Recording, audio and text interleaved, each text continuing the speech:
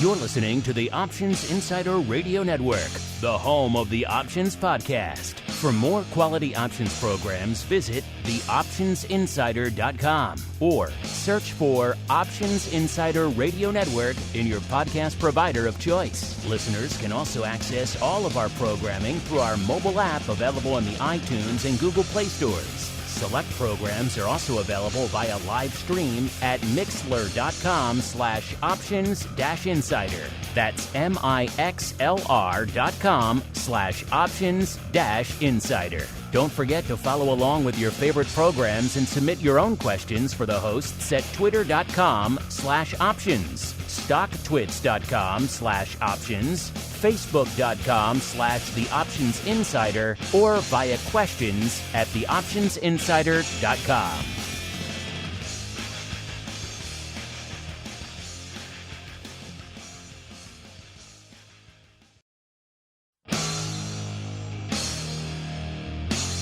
And now, it's time for the show that breaks down the options market from unusual activity alerts to market analysis, strategy overviews, listener questions, and much more. If it involves puts and calls, then our all-star panel will break it down. It's time to hit the Option Block with your host, Mark Longo from the Options Insider Media Group, and co-hosts, Uncle Mike TOSAW from St. Charles Wealth Management, along with Mark the Greasy Meatball Sebastian and Andrew the Rock Lobster GIOVINAZZI from OptionPit.com. And now, get ready to hit the Option Block. All right, everybody. That music means we are back here on the old network. Time to commence operations for the week with our bi-weekly options extravaganza known around the globe as the Option Block. I am, of course, Mark Longo from the THE OptionsInsider.com, as well as from the aforementioned network. Hope you had a great weekend. Hope you're ready to kick off another great trading week here on the network. And, of course, if you like what you hear, this show, anything else we do, throw some likes, stars, comments, rates, reviews, all that fun stuff. All of it mixed into the stew does help new people continue to discover the content. And of course, if you want to discover more fun, you want to join us for some awesome pro Q&As coming up this week, maybe some awesome options oddities, maybe you want to join us live for some shows, maybe you just want to win the awesome giveaways we have, or maybe all of the above. Who knows? You want to go check out 300 plus archived episodes of awesome waiting for you the second you hit that button. Only one place to go. theoptionsinsider.com/pro is the place to go to check it all out here for yourselves. As we go around the horn, see who's joining us on the old program today. I am joined on the Monday episode, listeners, by the uncleist of Mike's, Mr. Uncle Mike TOSAW from St. Charles Wealth Management, as well as by the rockingest of lobsters, Mr. Andrew GIOVINAZZI from OptionPit.com. I introduced them first, listeners, because now it is time to commence our operations in high style. Have a little bit of fun, wake up from the weekend, get ready for a fun trading week, the way we are wont to do these days, with a little bit of 80s trivia. All right, here we go. All right, I think they're already there. So, over the week, actually on Friday, is when the Rock Lobster told me mid-oddities that we had lost a legend of cinema known as Carl Weathers. It appeared in many great films, including many great films in the 80s. I saw a lot of people putting out clips on Twitter over the weekend of his infamous entrance in Rocky IV, which is awesome. Living in America, all the dancing, Apollo Creed, all that other fun stuff. But he was in another fun 80s film, of which I shall play a clip now. This is the two-parter. I'm going to play this. This is one of my favorite clips from that movie. You will hear this. You will, A, have to guess the movie, and B, if you want full credit, if you want full points, you're going to get a half point for naming. Half point. You got to listen to the clip first. Everyone's buzzing. You got a half point for naming the movie, and then B, you get another half point. You get the total full point if you can name the person. I have a hint, it's not Carl Weathers. The person who is saying the clip. All right, here we go. Just dug in like an Alabama tick. You're hit. You're bleeding, man. I ain't got time to bleed. Oh.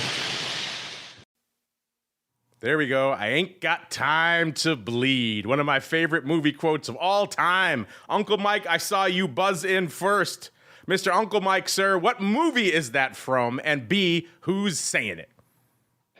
Okay, so it's Jesse the Body Ventura from The Predator. And Yes. I want to side with Andrew. You should have stopped everything right away and made me answer it right after I buzzed. And yes, I would have gotten it even after I buzzed.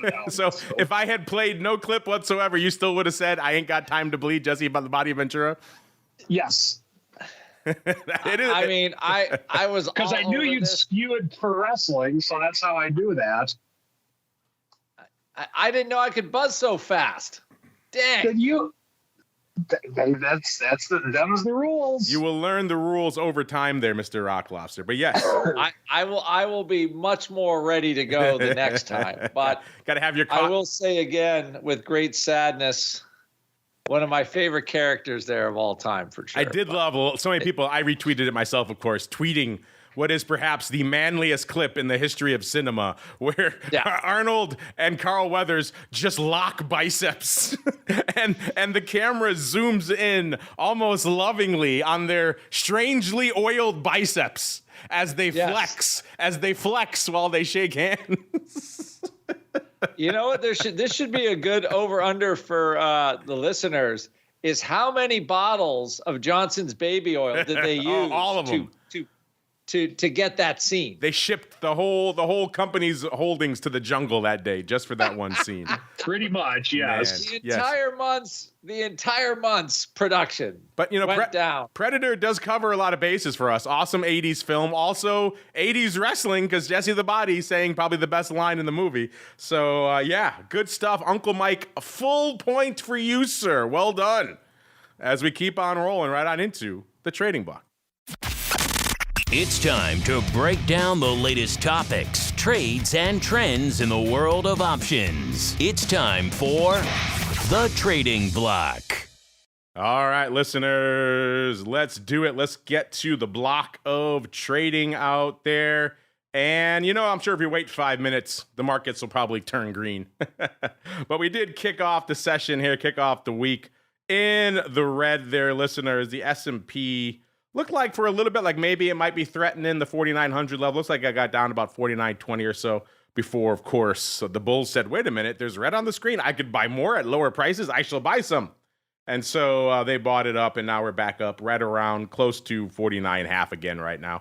Still off right around 12 handles on the session, or about 0.25%. So we'll see. Maybe this is just the pause before the next leg of the sell-off, but it's past its prologue. They're probably going to keep buying this thing, and we'll close up 0.5%, something along those lines. The Dow still off about 0.2%. The NASDAQ off 0.15%. Of course, we're coming off the heels of last week where just so much stuff was hitting the fan at the same time. A ton of big earnings. In fact, if you want to have a thought about earnings season, I encourage you to play along in our question of the week. Our question of the week just went live before showtime, which is effectively, how important is earnings season to your options trading at the end of the day? Very interesting. I'm looking forward to seeing your thoughts on that. But of course, we also had more Fed talk last week. We had a lot of things. We had our first real jobs number coming in for January. So a lot of things mixed into the stew last week. And of course, we're still kind of digesting that. And of course, there are more earnings to come this week. So if earnings are your bag, your bag is full, at least for the next few weeks out there. All this a long way around to saying most of the major indices are red. Let's see what our old friend small caps are up to right now. Our old friend small caps always does his own thing, listeners. Small caps off over 1%, 1.1%, even though they too have bounced off the lows. But intriguing stuff out there, to say the least. All that a long way around to saying our vol friends kicking off the show. They were kind of unched. Now they're starting to come in a little bit as we're seeing the sell-off no longer have teeth, at least for right now. VIX at about 1380 when we kicked off the show, down about 1/3 of a point. VVIX 83, down 4 points, so coming back down from its levels it was flirting at last week. VXX 1460, down 0.4 of a point. UVXY 7 3/4, up 3/4 of a point. SVIX 3870, up about 1/10 of a point. And UVIX 1190, down about 1/3 of a point. All of that, of course, from the Thursday show. But now we go out to our winner for this week, the Uncleist of Mikes, Mr. Uncle Mike TOSAW. Mr. Uncle Mike, Predator is the stuff of legend. We could probably do a full hour just on that film. But what are your enduring memories of Predator, aside from I Ain't Got Time to Bleed and the awesome manliest handshake of all time? And then B, if you have time, what's catching your eye in the markets? Well, I'd like to honor Carl Weathers and just make it more Carl Weathers like. with that, and I have a lot of fun. I mean, he made Rocky. If it's not for him, Rocky would not have existed with what it did. He was he did such an amazing job. I know Sylvester Stallone regrets killing him off in Rocky 4, but which he really shouldn't have. I mean, it was an exhibition match for crying out loud. He should have never killed him off in that. But he was just such a great actor. He was so perfect for that part. The way with which he was like this villain in Rocky 1 and Rocky 2, and then you get to know him better. You see what really makes him tick in Rocky 3, which, by the way, Rocky 3 is my all-time favorite movie for a lot of reasons. Really, but, you like it more than 4 with the awesome Carl Weathers entrance?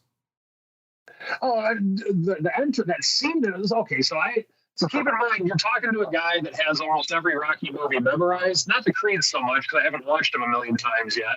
But they're all good. Even the bad ones are good. Even the bad one, Rocky 5, was still good, even though it was bad. No one does a montage like the Rocky movies. They were the kings of montages. They were. And, I mean, so like in Rocky Balboa, when Rocky gives the speech to his son, it ain't about how many times you get it's not how hard you hit, it's about how hard you can get hit and keep taking it. That's what winning's done. I mean, like that speech, that's the best speech in the whole series. The best entrance is the Rocky 4 Carl Weathers entrance. But in Rocky 3, that's the best overall movie to me, because Rocky loses his eye of the tiger and he gets it back. And when I think about just the challenges of my life and things like that, that one identifies with me a lot in things. And so what Apollo does in that movie is he takes Rocky back to the basics. He humbles him and he trains old. He goes back to Apollo's roots and he just shows him a new way, and he totally changes Rocky for the better. He takes all the good of Rocky, but he changes him, and the way he does it, the way he supports his former enemy that's now his friend, he's amazing. And so rest in peace, Carl Weathers. You are an awesome actor, and the movies that you are a part of have changed my life for the better. I can't say enough good things about Carl Weathers. I am literally holding back tears because of how much I absolutely love the whole Rocky franchise. With that, looking at the markets today, yeah, it looks like as of right now, we're not really doing too much, or there's not really a major theme to the markets at this stage. We're kind of flat for the most part. We're down 10 points in the S&P as of right now. But the big story for me of what I'm seeing is that we're getting the sell-off in the bond market. And so it sounds like, at least from the 60 Minutes interview last night with Powell, or from everything that I'm seeing, that they're not necessarily going to lower rates that quickly, but they might. Inflation is still a fear, so we just got to be ready for it. It was very. I don't know if there's necessarily any direction from the Fed as of this point, but for today, at least in where the money's made, and that's the markets, we're getting sellers in the bond market. So I actually closed out some short calls that I have in the with some of my bond strategies. So I'm a little bit more bullish at this stage. So I took advantage of a couple things. I might sell some more at different time frames. Haven't made a decision yet, but we'll see. I'm going to wait a few days and see where this initial sell-off takes us. But we're selling off for the time being. And so I think that's where the big story is right now. Now, in terms of some individual names that are actually making headlines or doing good things, whatever way you want to look at it, a couple things that are popping out to me. We have Taiwan Semiconductor. That is up almost 2% on the day.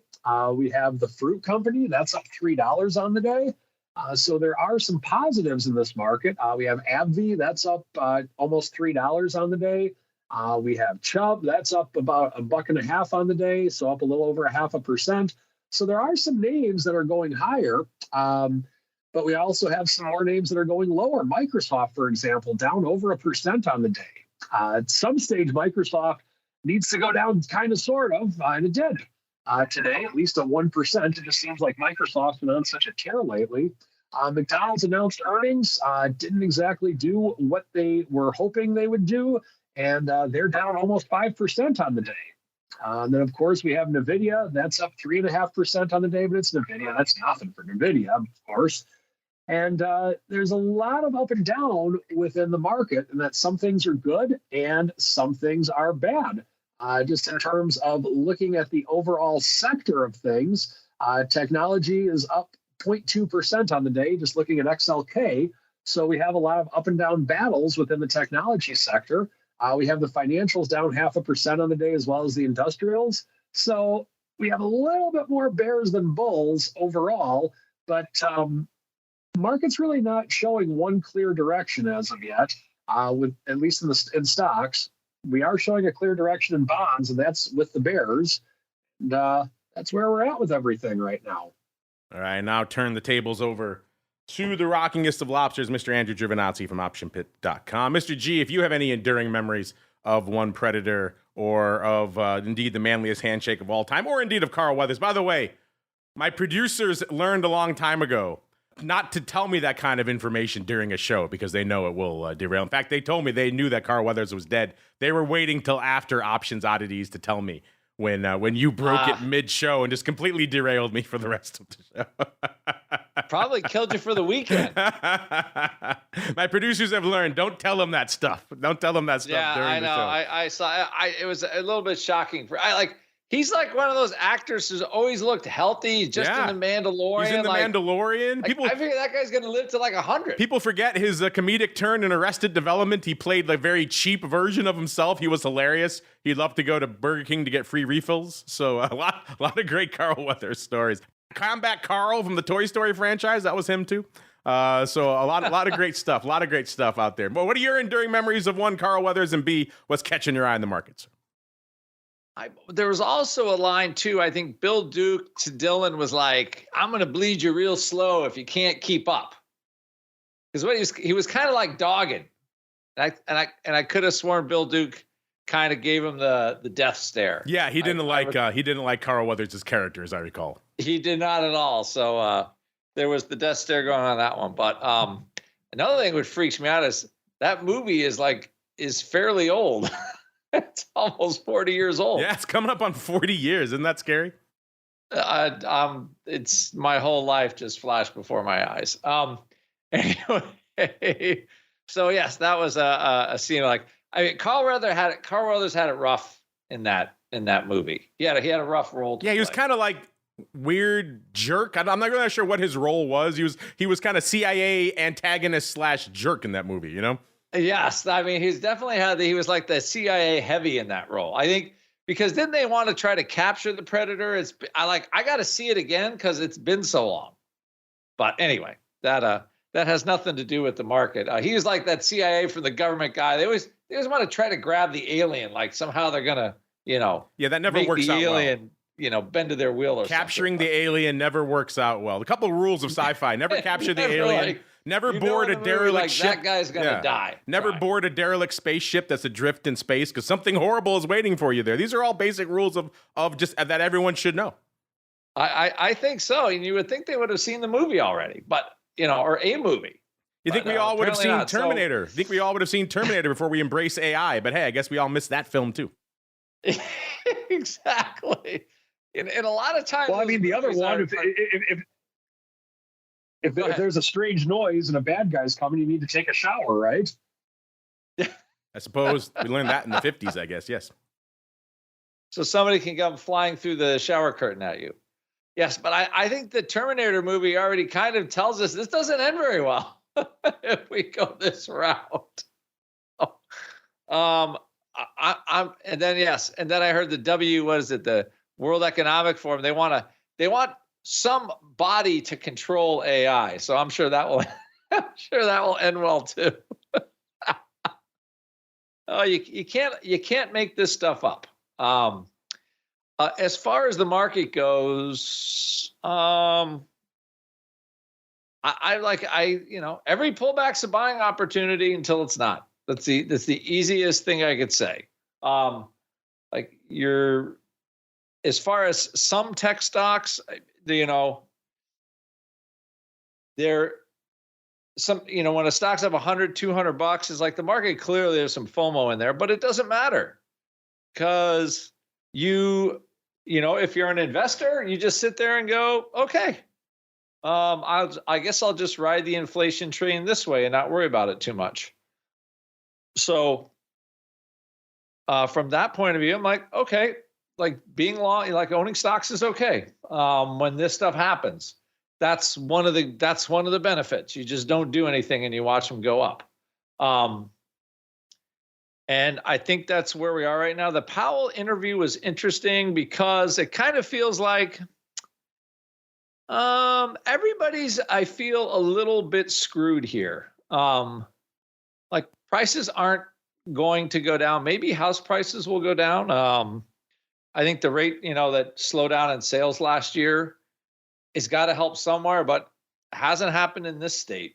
Like nothing close. I mean, maybe in other places, but in Maine that had relatively inexpensive houses 5 years ago, it kind of was like a little bit of a bargain, I think, for a long time, and it stayed that way. And then everybody kind of discovered it in New York, Massachusetts, whatever. So like, I think price wise it's going to be a while till, if at all, we see lower prices. I think at some point, and we never knew when this was going to happen, we had to pay a price for massive government spending from both parties. And the price right now is, wow, everything just becomes more expensive when we don't win. And I don't know. I think Milton Friedman is, sitting there like, I've been saying that he said that for 70 years and nobody listens to him. And of course, as usual, he was always right. And now, once again, he's proved right in postmortem. So until there is some semblance of, sanity going on, it's like they're currently debating this border Ukraine Israeli thing deal. So they got to spend $100 billion to shut the border. Again, there's no sense of like, we got to stop spending money at some point. So clearly nobody in Washington is getting that, no matter how high the rates go. And I think the market is just kind of flying along.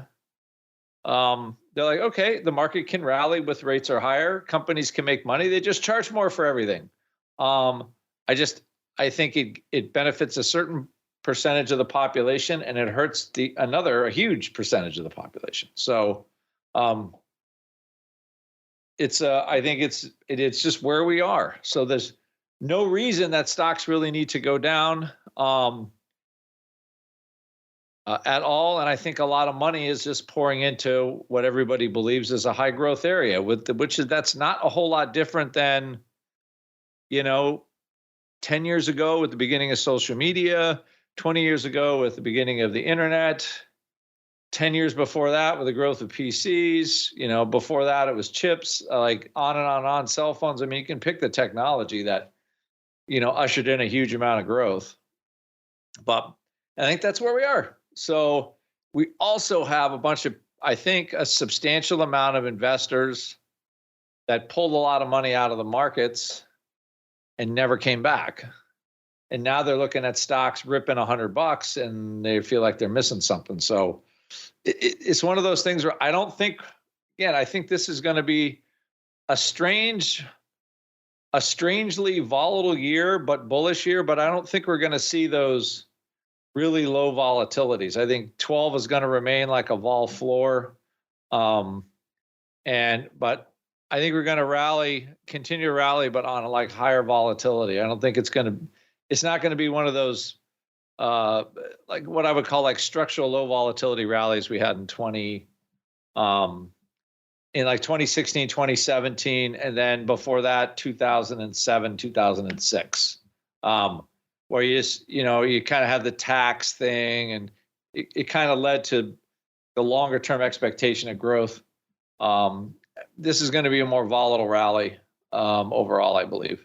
All right, let's see what we believe for the rest of the market right now, listeners. As we kind of touched on already, there's really not a heck of a lot lighting up the tape right now. Market kind of waiting for the next shoe to drop, maybe on the earnings front or some other fronts. Again, if you have thoughts on how earnings impacts your options trading, head on over at Options on Twitter. Make your voice heard. Right now, VIX doing okay paper, about a little bit shy of 300K on the tape right now, 294 to be precise. The ADV, 672,000 contracts. SPY, 6.1 million. So SPY looking pretty robust. The ADV, 8.6 million out there.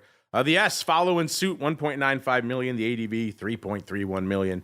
Small caps, 888,000 contracts. The ADV, 1.37 million out there. So it seems like they're on pace there. And the Qs, pretty much any given day, they're right around this level, right around 2.1, 2.2 million. Then they spend the rest of the day coasting to the rest of their ADV, which has ticked up a bit, up to about 3.75 million contracts out there. Is it a banger day for single names? The answer is, that's all right. 225,000, kind of right in the middle of our range out there. That gets us to BABA. So apparently China back on the menu today. 75, pretty much even right now, up about 3.25 out there for BABA. Coming in at the number 10 spot, 225,000 contracts.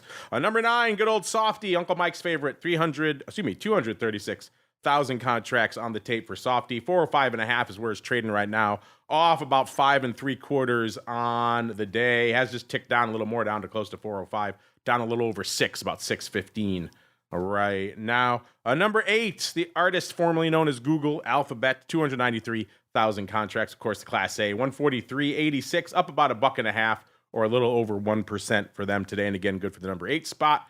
Number 7, going out to the chip zone right about the time we used to expect them before they had their big Me Too press conference and tried to join the AI arms race. AMD, number 7, 455,000 contracts. 174, pretty much even, off about 3.75 right now, or about a little over 2%. So not a banger day for AMD at number 7. Number 6, keeping it in the A-Tech names, it's the Amazonians. They lit it up last week. What's going on this week? Let's find out. Number 6, 467,000 contracts. Amazon giving back some of that upside right now, off $2.50, trading 169 and about a quarter, listeners. And again, good for number 6, 467,000 contracts. Number 5, the artist formerly known as Facebook, giving up some of that 50-odd, was it 80? I forgot how many handles they ended up on the day. It was up 20%. Giving some of that back today. They have some they can give up, I think. They're off 14 handles today, or about 3%. So, you rally 20%, you give back 3%. I think most people would do that trade. Trading right around 461 right now. Just not that long ago, we were talking about the pars, the 100s in February, a little over a year ago. We were laughing, well, not laughing really, but talking about how someone got run over on the 200s back in November of the year before. And then, of course, they rolled and ended up doing all right. But man, 200, 100, it all seems like a distant memory now, even though it was a little over a year ago. Meta just having quite the year out there. AI, or I should say AR, really. AR and some good layoffs. Always the key out there. Number 4, Palantir. 535,000 contracts. The Rock Lobster just saying on oddities on Friday, he's been expecting a little more from Palantir of late. He's going to expect more today as well. 1670 off about $0.33, or nearly 2%. Good for 535,000 contracts, though. So we got earnings today. Obviously, there's a little bit of some pre-earnings bump out there from Palantir. Number 4, the fruit company. Number 3, actually, the fruit company. 188 and about 70, up about almost $3, about 285 today, or about 1.5%. So bucking the trend of sell-off, even though they did get as low as 185.84 earlier this morning. Again, that's number 3, 813,000. Number 2, it's kind of like clockwork. You know what it is by now. You can probably do this chart yourselves, listeners. It's NVIDIA, but looking pretty robust today. 1.5 million contract. That's pretty good. Normally that's enough for the number 1 spot, but not today, listeners. NVIDIA, 688, almost 689 right now, up 27.33 or 4%. Man, this thing just, what a bonkers year for all this stuff. Goldman boosting some thoughts on AIs, of course. There goes NVIDIA, 1.5 million contracts, almost. Still not enough to take the throne, listeners. Tesla saying, hold my bear, kid. 181.20, off about 6.75 or 3.5%. Good for 1.95, closing in on 2 million contracts. Tesla hit a low of 175, pretty much even this morning before they bounced off of it. So they were coming for Tesla today. My goodness. Wow. Interesting stuff afoot out there in Tesla. Speaking of interesting stuff, before we get to the odd block, We do have the numbers in our hot little hands for January now from our friends over there at OCC. Was January a banger month? Are we back off to the races? This perennial question that we keep asking ourselves of, can we keep the options volume tsunami alive? Is it continuing into 2024? Remember, if you heard that panel, which I think should be up by now. If not, it's going to be up on the Pro any minute. They're just tweaking it for you folks over there. We kind of discussed this about, there was strong growth last year, but you start looking under the hood and you see a lot of it was carried on the back of 0 day, and single name equity options pretty much flat on the year, only up about 26 million contracts, I think, which is roughly half of a day's worth of volume. So that just tells you how close we were to a down year in single name equity. So maybe some causes for concern. We start peeking under the hood. So how did we fare in January of this year? Well, the answer is better. Total volume up 6.6%. Closing in, not quite at that 1 billion level, but pretty darn close. 984 million contracts. Again, this is total, everything that OCC clears over there. You start pulling out total options, you're down to 979 million. Still a pretty strong month. Anything that threatens a billion contracts, nothing to sneeze at. You start looking under the hood, things are a little bit better. I emphasize a little bit. Equity options, a little over half a billion contracts here. That's up 2.3% on the month. Yeah, from 2023. So January was up about 11 million contracts total here. So that's 2.3%. So that's something. That's a little bit north of flat. Of course, you go out on the ADV front for equity options. The ADV for equity options is actually down a little over 2, about 2.6%. So maybe still some causes for concern on the single name equity front. ETF options, as you'd expect, off to the races, up 8.2%. And index options, just saying, look out above, up 28.8%. Going from about 67 million contracts this time last year to 87 million. So a full 20 million more. It doesn't sound like a lot when you add in all those other contracts we're talking about, but it's getting there, listeners. So there we go. Single names, once again, carrying us, or I should say 0 DTE, really carrying us on the back. And then futures, VIX futures actually looking surprisingly robust, up 24%. So might be some grist for the mill to talk about that on vol views this week. Speaking of this week, we still got some big names popping off on the earnings front. Caterpillar, Spotify, Alibaba, all that good stuff. We had Mickey D's before the bell. Let's go really quickly to that report right now from our friends over there at Orats.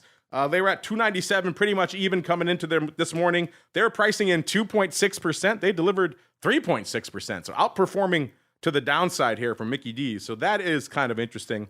If you want to see that report and all the other ones popping off, let's really quickly talk about Palantir. Let's do them as well. They're popping off after the bell today. They were at $17 when we ran this report earlier this morning. Obviously, they have sold off from there already.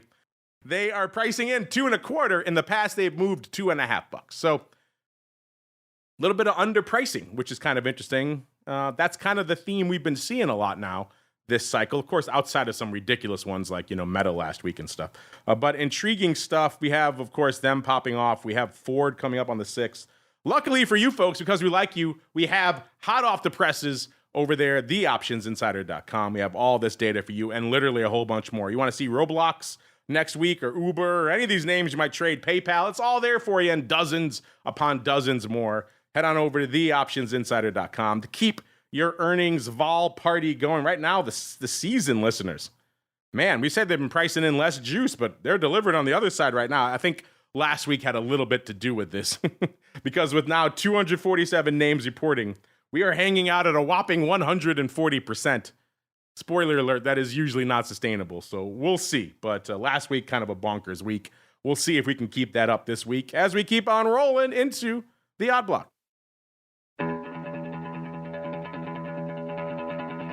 It's time to break down the most interesting, unusual, and downright questionable options activity that's been identified by theoptionsinsider.com.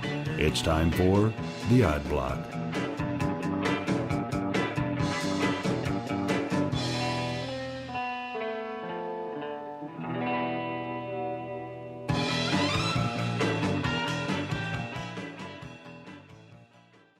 All right, everybody, let's get weird. Let's get wild. Let's talk about puts in office food manufacturers. Yeah, we're kicking things off here this week, listeners. In Aramark, a name we don't talk about a lot here on the show. Not the sexiest of names usually. Ticker symbol ARMK, trading $29.40 off about a quarter of a buck. They have earnings tomorrow before the bell. So what we're talking about here, obviously a little bit of pre-earnings action out here. Aramark on the year. Let's see. How has office-based food production and delivery gone? A year ago, they were trading right around $32. So they're off about 2.25%, a little over 7% on the year. They've had a few fits and starts over the year, it seems like. Last year, back in the contagion fairs, they got down to $23.50. That was pretty much their low for the year. Then they rallied all the way up to 31, almost $32, about $31.94. That was in July, before selling off again right around Halloween, actually earlier in early October, to about 24 1/3 again. So they've had a couple of peaks and troughs over the course of the year. So a volatile year for Aramark, which is kind of interesting. Ever since October, though, they've pretty much been rallying back up from about $24 back up to where they are right now. They were threatening 30 last week, and now about 29.40. Interesting stuff. Earnings tomorrow, Mr. Rocklop. Still say we got somebody maybe a little bit spooked about the prospect for these earnings. They came in this morning and looks like they picked up 6,150 of the March 2029 puts. They paid 95 cents. The stock was almost exactly here, 29.43 when they went up, so no big stock move to bank on here. And as I mentioned, they have earnings tomorrow before the bell. So interesting, if they were just spooked about earnings, they probably could have gone out to February and saved themselves some cash, but instead they went out to March. They paid nearly $1.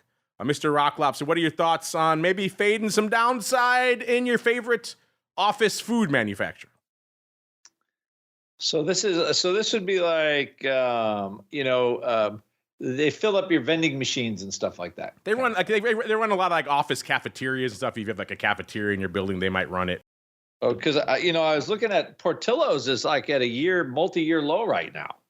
It's under $14. Are you doing more 1x2s? I've been put them. I'm sitting on some puts. I was stock calls puts. I was put at $14 basically. I had sold a 15 level put for $1 and thought I was pretty smart. You could have been put at 17, so that looks better in hindsight, sir. I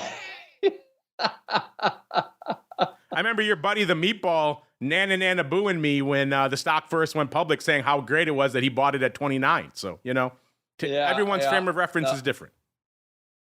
So it clearly is like, I guess people will pay anything for Chipotle, but they won't pay anything close to Portillo's. But maybe I thought that could be a bit of a canary in the coal mine there. So they're buying these puts.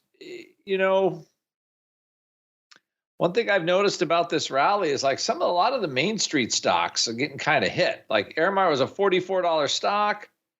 Had a huge dump there. I don't know what the announcement was, if it was a corporate action. Trades as low as 24, now trading 29. And, I don't think the price for these puts are bad. Considering the stock's $29 and you can pay 95 cents for the puts expiring in March. So like it smacks to me as a very low vol purchase. Now you can buy still all you want at 95 cents. So if somebody doesn't care. So I don't know if there's some kind of corporate action around here. I mean, the volatility at 26 seems kind of, I guess someone thinks the stock's going back to 24, but it's a pretty cheap shot to buy earnings and buy these puts. That's kind of what I would say there. So yeah, the stock had a big red candle before. So I think whoever's buying them just thinks the earnings are going to be terrible again. That's the easiest thing I can think of. That could be indeed. Let's keep on rolling, listeners. Let's go out to another name we don't talk about quite a bit here on the network because, again, it's not usually synonymous with sexy, crazy paper. It's not a cheapy biotech or tech name or something like that. This is Carrier Global. You know them, ticker symbol CARR, HVAC. HVAC, usually not the sexiest of sectors, listeners. 56.70, off about a dime today. So not a banger day for them. Let's see, on the year, what has the HVAC sector been up to? A decent year for them, up about $10.50 or 23%. It's no NVIDIA, but then there are a few names that are outside of NVIDIA. than maybe Meta. $46 a year ago. So they're up a little over $10 on the year. Their low actually came in May of last year, about 40 and a quarter. So if you go from that low, they're up about $16.50 on the year. So that's a pretty good run. They actually shot up for the first time to about $60, so actually higher. They hit their high for the year. Actually, they did cross 60. That was in July, 60.04 to be precise, on end of July, August 1st. And then they kind of sold off again, $46.50 right around Halloween, before rallying again to kind of where they are right now, right around $56, $57. So kind of been a topsy-turvy year on the HVAC front, it seems, as well. And what do we notice out here? Mr. Rocklops, this is kind of a bit of a funky one. I think you can just call this an options palooza, aka a whole mess of paper. What first caught our eye of Sauron's eye, fiery as it may be, are a block of the Feb 60s. The paper coming out, I said they're 57.60. They bought the Feb 60s 4,166 times, lifting the offer. They paid 60 cents, and there are earnings tomorrow before the bell. So this looks like a nice little swing for the upside fences in Carrier right before tomorrow's earnings. Pretty cool, pretty interesting. But then we also noticed 5 minutes later, it looks like, someone coming up with a pretty sizable put spread as well, opening on both legs. Looks like somebody might have also sold the double 50, so the 55.50 put spread. So a $5 put spread, listeners, 13,500 times for 75 cents. Now, that went up tied to stock, so it looks like the stock was right around 56.60 when that went up, so pretty much right around here where the stock was. So it looks like, I mean, they could be unrelated trades going up 5 minutes apart, but sometimes when it looks like a duck and it quacks like a duck, it's a duck, Mr. Rock Lobster. So oftentimes when we see calls like this, they will be financed by downside puts. So they could have sold the 55.50 put spread. Again, the size is weird because they sold it for 75 cents. Those calls are only 60 cents. So if they were doing it against it, they only needed 4,000 or so to cover the cost of their calls. They did 13,500. So a little bit of wonkiness there. Could just be unrelated paper, just happens to both kind of be leaning the same way. Mr. Rock Lobster, what say you? What catches your eye about this usually sleepy Carrier, at least from an options perspective, now putting up size prints today, sir? Yeah, I like. So you guys have them as 5 minutes before the 60 calls go up. Okay, all opening paper. Yeah, all opening, which is interesting. I'd be interested to see what the Flowmaster would have to say on this one. And then he might be lurking in our chat. I'll have to see if he's lurking, if he has any thoughts on this. And then so they whacked out the put spread again. Pretty. I mean, the only thing I could think of, this is a very aggressive, long delta for credit, but it's in one of those no harm, no mess, but the puts are out of the money. So again, if the market doesn't really do much, the two-legged spread collapses and they pick up the credit. They pick up a really good credit. They'll be, so that not too bad. It's just an aggressive long delta play here with into earnings.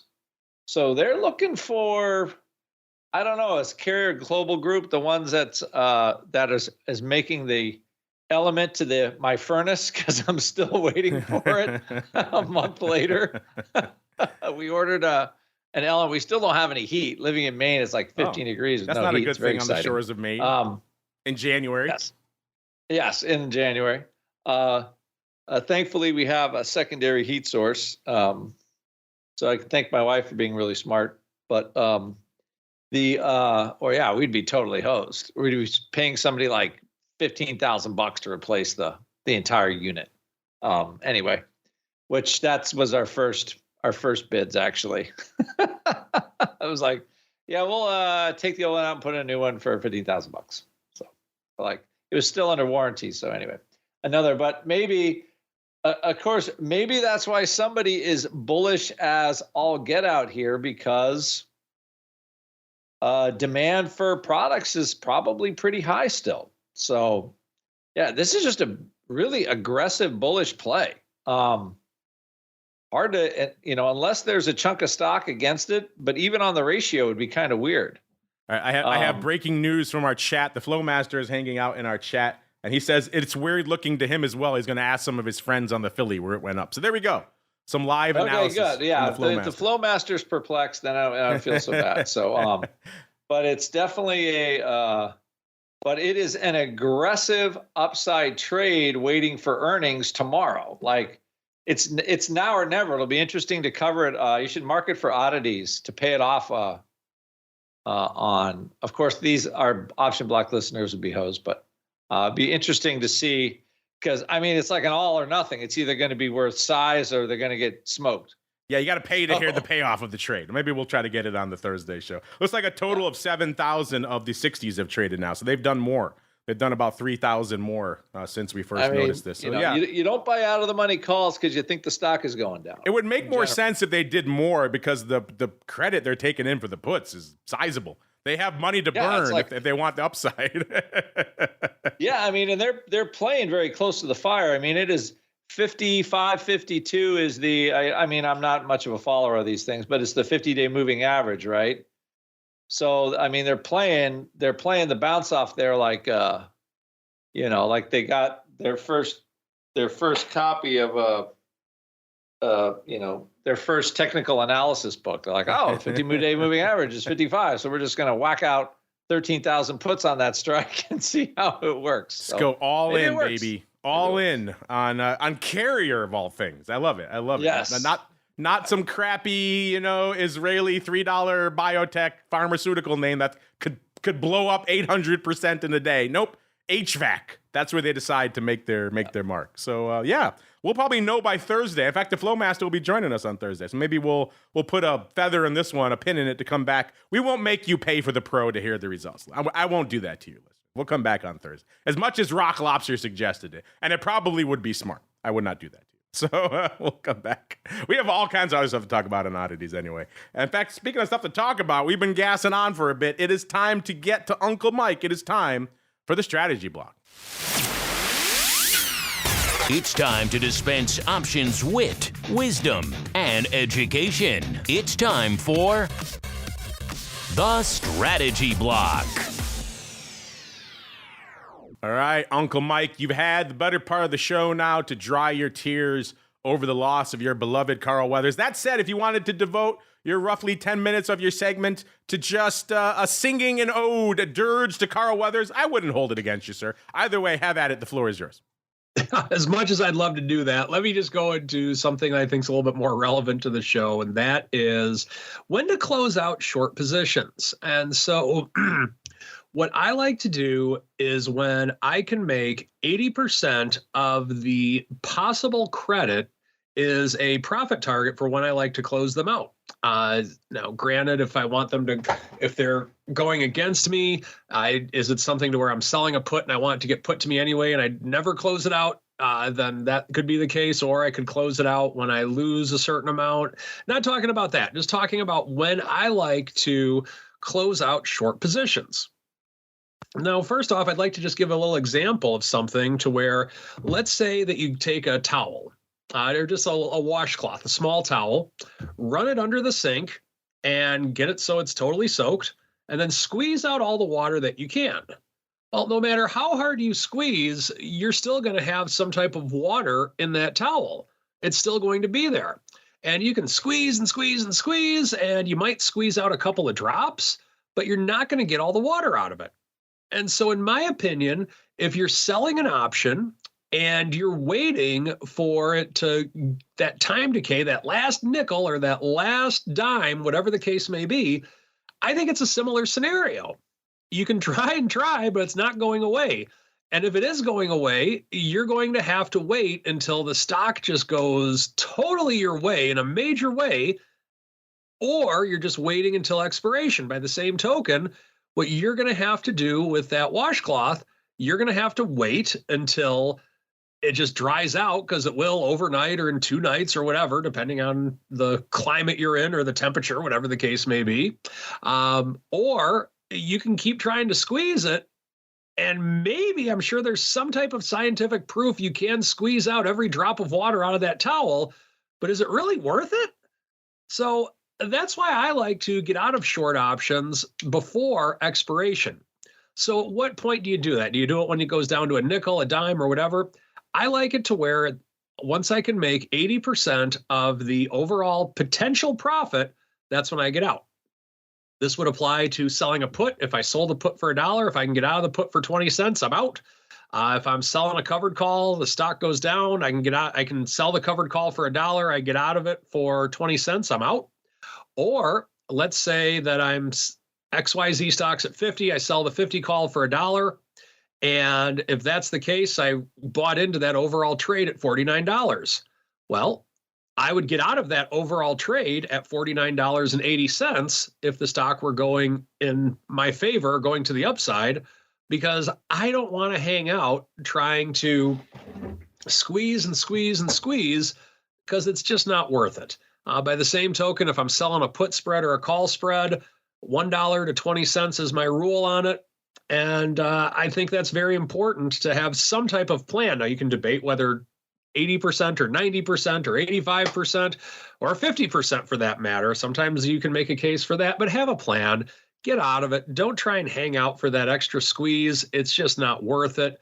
And that is something that I feel very strongly about in any type of trading to the upside. It's typically not worth it. So get out of them before expiration. That is the strategy block for today. All right. We can't get out of the show yet, listeners. We got one more segment. It is time to go around the block.